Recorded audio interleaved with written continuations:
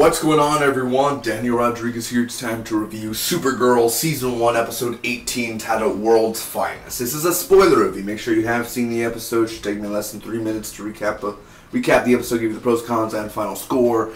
Thanks again for joining me, man. Listen, before we start, I'm going to say what I felt about this episode. I've been waiting for this episode for a long time, man, ever since they announced it about a month ago.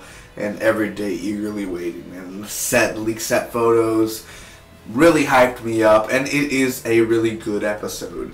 It's not a great episode to me. Yeah, there's great moments in there for sure. Oh yeah, but it's just a really good episode. It's not something where I'd say it was amazing of an episode. And if you agree, I mean, if you say it's an amazing episode, I see where you're coming from. Don't get me wrong. I see. If you say it's a 10 out of 10, go ahead.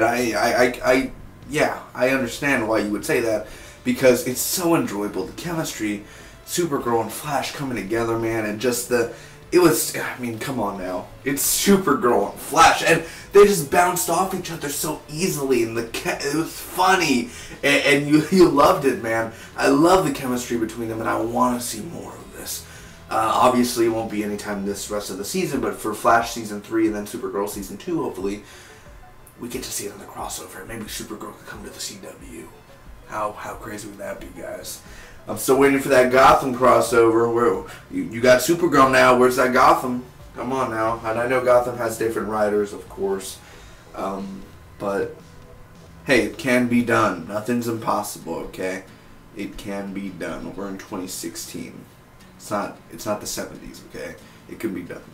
Anyway, World's Finest, man. Let's get on to this. First off, Siobhan is not an alien, man. She got checked. She's having a bunch of headaches, and she's screaming. She is going to Cat Grant's, building. She screams Kara out, and she literally just like, meow, she flies out the window. Who saves her, man? In a flash. Flash ends up saving Kara from splatting on the ground. He's somewhat, I don't know why, but he just brings her to the desert out of all, or in the, this no building area. And, she's like, oh, you're on fire. Oh, yeah, that doesn't bother you? And she's like, oh, who are you? Oh, I'm a superhero. And then, the whole thing on his chest, and they kind of introduce each other. They talk, and, I'm the Flash, I'm Barry Allen. And she's like, hi, Supergirl. Who? And then Flash, who? I love that so much. Green Arrow, no, Black Canary, Firestorm. Yeah, I'm on the wrong Earth. That was amazing, man. I love that opening and the intro towards them talking in the desert. That was cool. So he ends up meeting the Supergirl team, man. He meets Wen and he meets James Olsen. James Olsen obviously just kind of really is, jealous because Barry Allen's more attractive than him, for one thing, and he's more funnier than him and smarter than him. And he has powers, and obviously because Kara is paying more attention, which is a good thing. She don't need to pay attention to James. Pay attention to Barry. That's what we want. Now, so that thing's good happening, man. Siobhan's family, we find out that she's cursed, so she will become the Silver Banshee. Anyway, she frees Livewire, which Livewire and Silver Banshee, the two actresses are beautiful, man. Beautiful. Even in the makeup, very beautiful. So she frees Livewire, asks Barry for help, or Kara asks Barry for help. Livewire meets Siobhan, and they do this whole makeover thing with her makeup. Flash is at the DEO, and they end up finding the place, and they go fight, and it's basically a 2-on-2, and they end up leaving, but I love the way how Supergirl uses her, her wind, and then you got Flash, it's crazy seeing Flash doing his powers, man. And I love how he's not complaining, you know what I mean? He's not like, I gotta get back to Cisco. Oh, God, I wonder if they're worrying about me. No, he's literally he's having fun. He's like, all right. I love it because, usually on The Flash, he's like, Harrison Wells. Jay is Zoom. Last time we saw Barry Allen, he was like, ah! And now he's kind of you know what I mean? So it's it's great to see Barry Allen actually being happy for once. Yet I still feel like he's not the Barry Allen from the comics, because he could be a little bit more comedic actually. But, you know, he is what he is, man. Grant Gustin is a good Flash. So anyway, Livewire and Banshee end up getting Cat Grant, and they go to this park. But Wen actually has a moment where, I mean, I wish I was Wen, dude. My Silver Banshee was my girl, man. I would love that so much. I would just say, like, hey, let's just get away. Let's leave. Let's leave the city, you and me. Let's go. But, of course, she's like, yeah, no. Whee! And basically just, like, Wen ends up, like, doing, a fall and everything. Barry is so glad that he's there, and they do the main battle at this park. They ended up defeating Livewire, and, Flash ends up getting his ass kicked. But Supergirl ends up saving this helicopter. Livewire is like, whee! That's not Silver Banshee, but that's just electricity. Whee! And that's going up there. And, like, this so cheesy moment, man, where Supergirl's just like, ugh, like the electricity, and I'm like, so bullets can't penetrate you, but electricity, like, does stuff to you, really? Anyway, she's like, ah, and she, like, okay. She falls down, and all these people are like, hey, she saved that helicopter. Alright, well, okay. Let's just stand right in front of the enemies where they could make our ears bleed and kill us. Yeah, sure, why not? And I thought that was just so stupid, honestly. Yeah, you know, cute little moment. Yeah, cool, heroic. I get the whole point of the message. But it's such a TV moment, you know what I mean? Like, gross. Anyway, so the firefighters end up defeating Livewire and them. So, yeah, that's that there. So they got defeated. Anyway, Supergirl ends up doing that. She ends up, you know, talking to Cat Grant, and Cat Grant knows that Barry Allen is the Flash. I thought that was pretty cool. She's like, she just, you know, I know if people are hiding secrets. And, like, Kara's like that. I love that so much. So the city ends up loving Supergirl again. I guess that's cool. Alright, so what? They love her again. Are you telling me 100% of the city didn't like her? I mean, there has to be a few percent that was like, nah, Supergirl's still cool, so what? She had that one problem. But, you know, apparently the whole city just now likes her again. So anyway, they have a race, Barry Allen and Supergirl, which was really, really fun to see, man. Anyway, Flash, he ends up going home, and after that, Kara kisses James Olsen, but he's somehow hypnotized under the spell.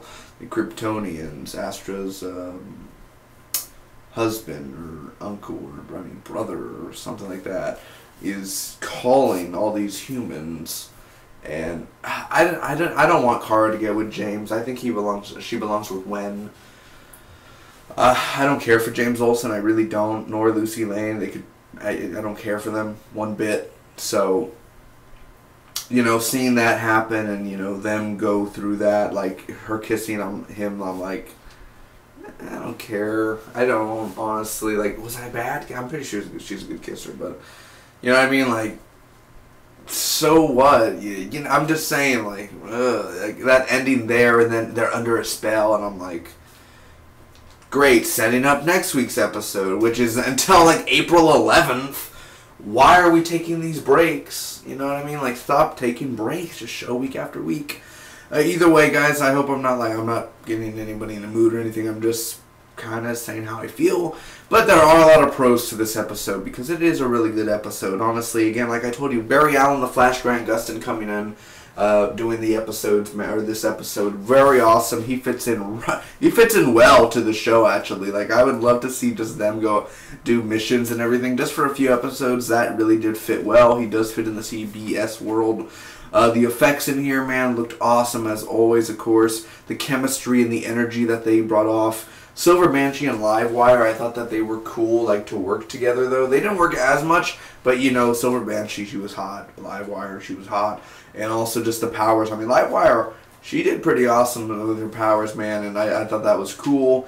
The Wen trying to talk to Silver Banshee, at least he actually attempted. Also, Wen with Barry, he's like, I like this guy. And then, you know, James is all like, But Wen was just going at it, man. They were having a fun time. Like, Grant Gustin added something to this show that it needed that little to it. And it definitely worked. Because Supergirl was so happy this episode. She was like, yeah, that's Barry. Oh, you brought me ice cream. Let me lick that. You know, like, it just brought so happiness to the... everyone was happy except James Olsen. Which I loved about that, man. And then again, the references, you know, like Green Arrow and all that, and the multiverse. I mean, you got them explanations down. So the only cons I have to say about this episode, the whole helicopter thing and the people going, I was like, that was so cheesy. It just ruined the moment where you're like, this is a Flash and Supergirl crossover. This isn't okay, so what? It's time we save you, Supergirl. No, Flash could have actually saved her, you know, if he just would have got his ass up and done it. But and also Superman could have saved her as well, so no, you didn't have to save her. Technically she would have been fine on her own, but okay, you know, you do what you do. I'm just being like, it's true, anyone else could have saved her besides just the firefighters or the people, but it's TV. James jealous again, like the whole episode I was like, just James, why are you jealous, man? The whole time he's jealous of Barry Allen, and literally she's talking about the multiverse, and he's just like, "Oh, Barry." I'm like, what a dick! I literally was like, "What is this douche doing, dude? Get him out of here!" The attitude that he has towards Kara about Barry and everything. Get that attitude, bro. Of course, Barry not saying he would. This is a little nitpick right here. It's not taking points off, but like Barry, when he's about to leave. You're kind of thinking, okay, he's going to say, well, once I learn how to cross worlds and everything, I'll come visit you or something. Like, I'll visit you. This isn't a goodbye forever. You could always come back. You're not 100% promising. You're just giving an open window. Just like how Constantine was on Arrow. He could come back anytime. So why don't you say, maybe I'll come back one day? You didn't even mention one thing about coming back, which I found kind of stupid about that. Perfect opportunity, man. And again, there were a few slow scenes within the episode. So overall, I'm going to end up giving this Supergirl episode, man, a B+. I thought it was a really good episode, man. Had a lot of great action moments in there. The effects, of course, Grant Gustin and Melissa Benoist were beautiful and fantastic together. I love that. And then Wynn's chemistry with Barry as well, mixed in the multiverse and the references. It was a very good episode, guys. So comment down below. Tell me your favorite parts about this Flash and Supergirl crossover. And I'll be seeing you tomorrow for a new episode of The Flash. Thanks again. It is tomorrow, right? No, tomorrow is a new episode of Flash. I believe so. Anyway, thanks. I'll see you guys next... I'll see you April 11th or whenever Supergirl returns. Until next time, make sure to subscribe, like, and share. Hit my Facebook page down below and like it if you enjoy. Bye-bye.